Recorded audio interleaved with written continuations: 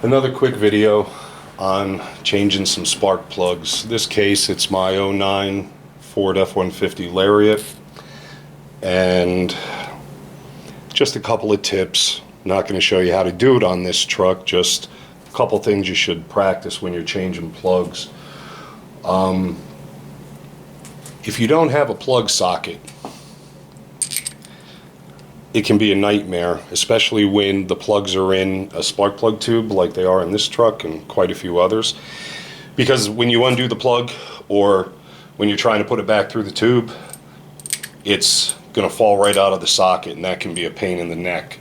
So quick, easy fix for that, and we're pretending we don't have a plug socket, is take some electrical tape and put it halfway on the socket like that. Go around, usually twice works pretty good. You don't want this too tight, otherwise the plug is going to come off your extension when you're taking it off of the spark plug you just installed. So you use a spark plug or whatever, and you want to push this inside of the socket.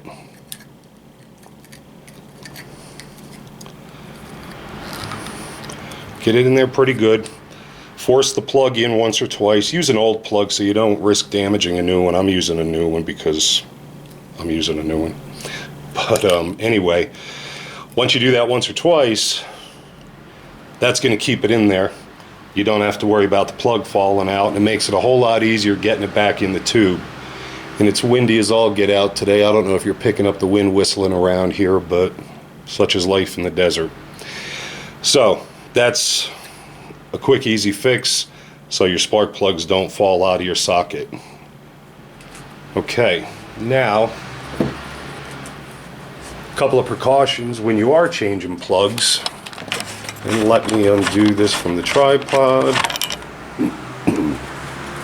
Shop is still a pigsty.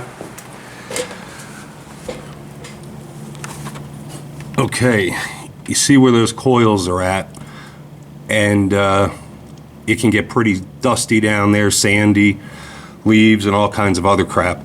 And the last thing you want to do is take the coil out. Now I've already blown out these front two. I don't know if you can see that back one or not, but if you go ahead and pull these coils out, all that crap is going to fall into your spark plug tube. And if you don't get it out, it's going to fall into the cylinder when you take the plug out, or at least some of it is. And not only that, but it can screw up the threads. And well, it can't screw up the threads until you tighten the spark plug in, but that can screw up the threads, especially in the aluminum heads. So like I said, I already blew that out. I have a cold, but I have an air compressor with one of these, and that's all I use. Just give it a couple of seconds.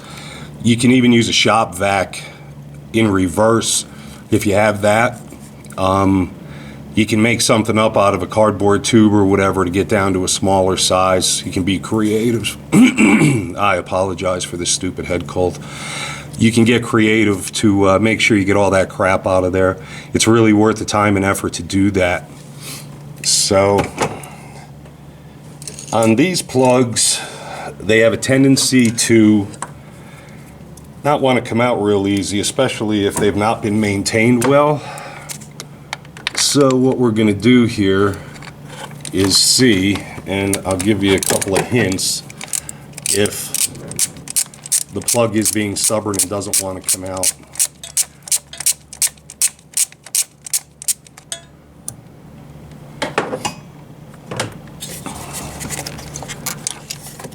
If you're careful, you can leave as much stuff connected as you can, but be careful you don't bang into things. You don't want to break any connectors or anything like that while you're taking other things apart. That actually came out pretty easy. I bought 4 of the boots just in case some of them were seized, so I could replace them without having to walk back to the auto parts store. And like I said, I blew all that crap out of there, so it leaves little chance for stuff to fall down in that hole. I don't really have a good place to put this camera while I'm trying to take this plug out. So I think it's going to stay there.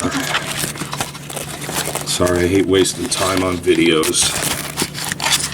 Or I should say during shooting of videos. Yeah, I don't have much of an option here, so I apologize. But we're just going to let it set right there. I doubt you can see much.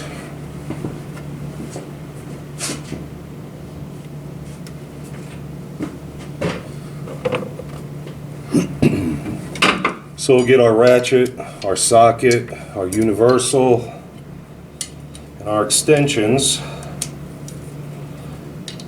I've already done the first plug. That one came out pretty easy. Somebody has replaced these. They're not the original plugs.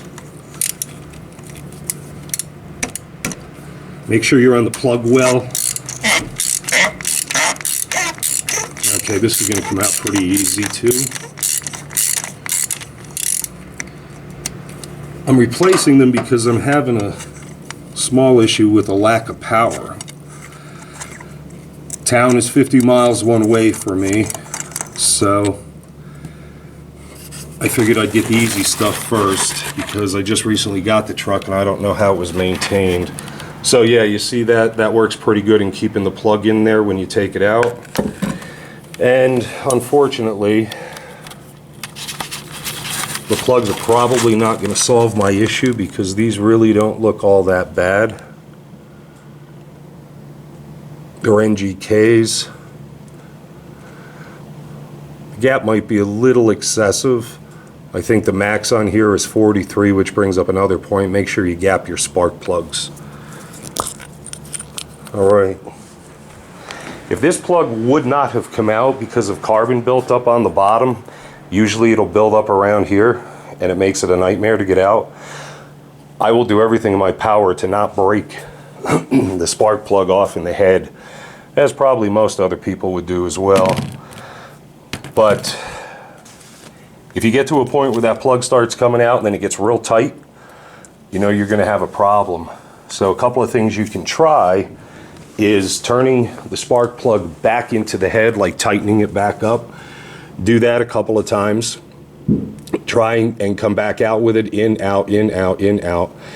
And watch the angle of your ratchet and see if you're making any progress. If after, excuse me, half a dozen times that's not helping out, get it out as far as you can without, you know, breaking it. And get some carb cleaner, 2+2 Berkebile, and spray it in that hole and let it soak for a little while. That tends to loosen the carbon up. Word of caution, if you get a lot of it in your spark plug tube, once you get the plug out, disconnect your coil electrically so that you don't have a spark at that cylinder, and crank the engine around a few times. It's probably going to start unless you disable the PCM. But if it does start, just let it run a second, shut it right back off, and that'll blow all the carb cleaner out of the cylinder so that you don't risk any kind of hydraulic lock and bend a rod. Alright, so with that being said, what I always do with my own stuff anyway is I take the new plug and I always put a little bit of anti-seize on it.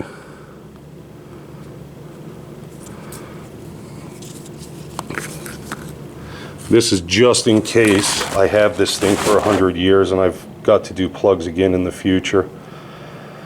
Most people don't care about the next guy that may have to do it, and although that's part of the reason, it's not really the reason that I do this. I do it for my own benefit.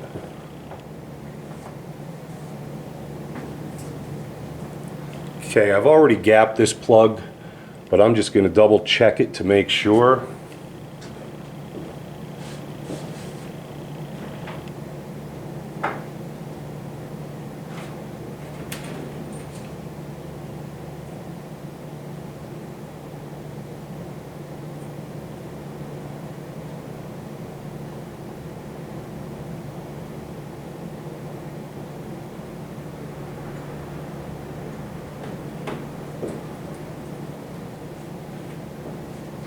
Yeah, we're good. I couldn't find my stupid gap gauge. So then I'm going to set the new plug into our handmade plug socket. And I'm going to start it very gingerly.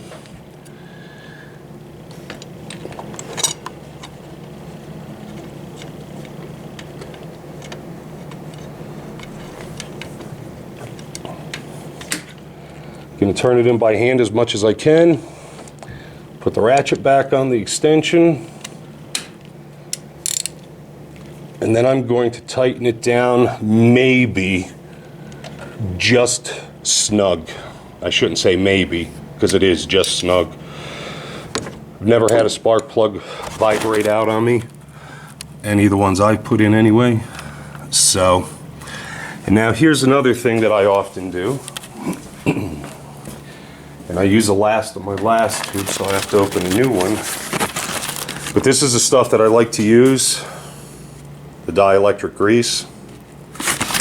And the reason for that is, if you put a little bit of this on the inside of your spark plug boot, the next time you have to take them off, they're not going to be welded on there. They'll come off pretty easily. And you don't need a ton of this. And again, I'm not going to be able to manipulate this. I need another hand grown out of my chest. So we'll do about that much. And then be careful trying to not get that pressed into any dirt or crap while you're putting it back in. You don't want to load it up with sand or grit.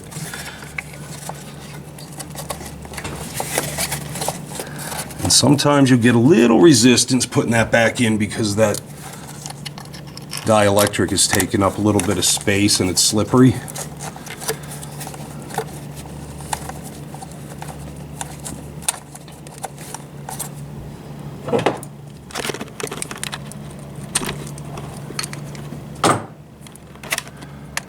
I'll snug that back down.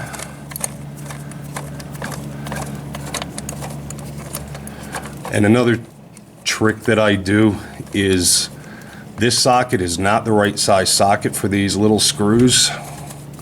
And the reason for that is they're being threaded into aluminum, or it might even be plastic on this thing.